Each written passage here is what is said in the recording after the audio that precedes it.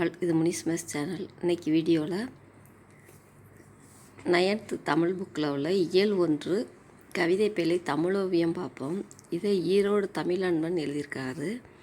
நுழையும் முன், இந்த பாடலுக்கு நுழையும் முன் நம்ம இதை பார்த்துக்கிடுவோம். என்றென்றும் நிலை பெற்ற தமிழே, தோற்றத்தில் தொன்மையும் நீதான், தொழில்நுட்பத்தை ஏற்ற துதுமையும் நீதான், அறியும் இலக்கணம் தந்ததும் நீதான், அரிய இலக்கணம் கொண்டதும் நீதான், காலந்தோறும் உன்னை புதுப்பித்து கொண்டு கணினி தமிழாய் வலம் வருகிறாய், ஆதி முதல் எல்லாமுமாய் இலங்குகிற உன்னை தமிழோவியமாய் கண்டு மகிழ்கிறோம். இப்போது இந்த பாடலை பார்ப்போம்.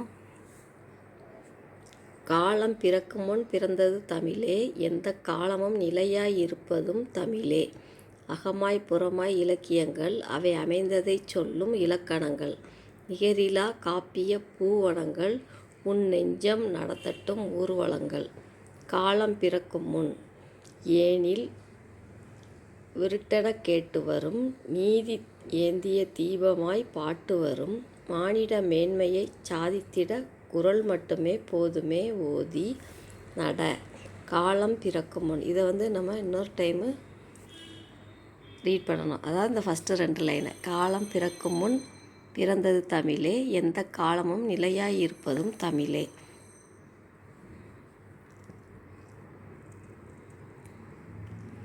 எத்தனை எத்தனை சமயங்கள் தமிழ் ஏந்தி வளர்த்தது தாயனவே, சித்தர் மரபிலே தீதர்க்கும் புது சிந்தனை வீச்சுக்கள் பாய்ந்தனவே, காலம் பிறக்கும் முன் பிறந்தது தமிழே, எந்த காலமும் நிலையாய் இருப்பதும் தமிழே. விரலை மடக்கியவன் இசை இல்லை, எழில் வீணையில் என்று சொல்வது போல் குறைகள் சொல்வதை விட்டுவிட்டு புது கோலம் புனைந்து தமிழ் வளர்ப்பாய்.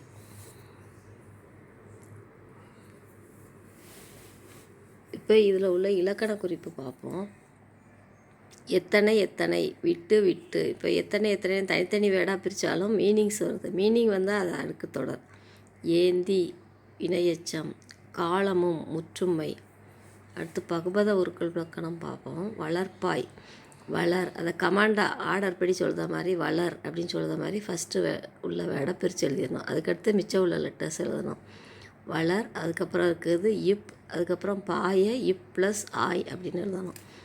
அடுத்தது வளருங்கிறது இதில் உள்ள போர்ஷனில் வளருங்கிறது பகுதி, இப் சந்தி, இந்த இப் எதிர்கால இடைநிலை, ஆய் முன்னிலை, ஒருமை, வினைமுற்று, விகுதி. அதாவது முன்னால் உள்ள ஒருமையாக உள்ள ஒருத்தவங்களை சொல்கிற மாதிரி உள்ளதுனால முன்னிலை, ஒருமை, வினைமுற்று, விகுதி. இப்போ இதில் உள்ள நூல்வெளி பார்ப்போம். ஈரோடு தமிழன்பன் எழுதிய தமிழோவியம் என்னும் நூலில் இடம்பெற்றுள்ள கவிதை இது. கவிதை குறித்து கவிஞர் முன்னுரையில் ஒரு பூவின் மலர்ச்சியையும் ஒரு குழந்தையின் புன்னகையையும் புரிந்து கொள்ள அகராதிகள் தேவைப்படுவதில்லை, பாடலும் அப்படித்தான் என்று குறிப்பிட்டுள்ளார். ஈரோடு தமிழன்பன் புதுக்கவிதை, சிறுகதை முதலான பல வடிவங்களிலும் படைப்புகளை வெளியிட்டுள்ளார்.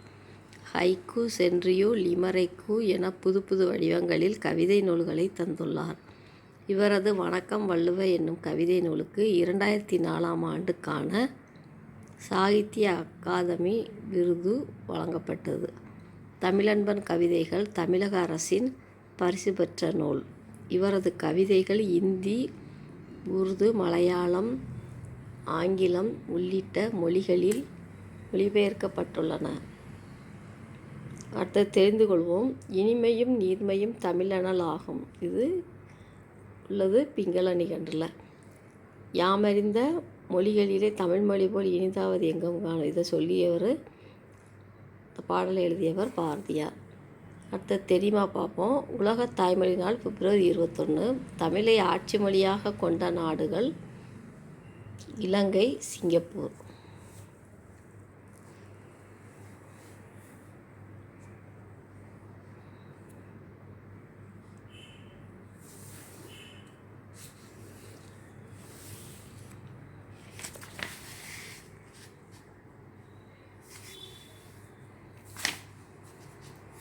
அடுத்த பாடம் தமிழ் வீடு தூது. இது அடுத்த வீடியோவில் பார்க்கலாம்.